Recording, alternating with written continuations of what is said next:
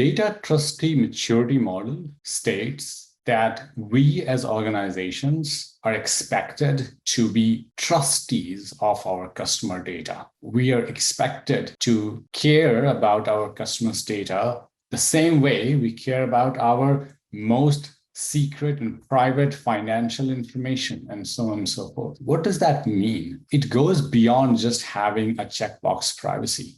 What it means is you have an element of data security tied together with data privacy, where you as a privacy manager have been empowered to not only just follow all the privacy principles and follow all the regulations and whatever the legal department is saying. Those are all good and useful, but you are also empowered to actually go and question the security principles that are being followed at your company. You need to be sure that your users' sensitive data is actually not exposed at any other location, that it is present where it should be present and it's not present where it shouldn't be, and that you've got regular, I would say weekly, if not daily, if not continuous, scans going on that alert you if there is any sensitive information present at locations where it shouldn't be, or if it is getting shared with people who have no business accessing that sensitive information about your users.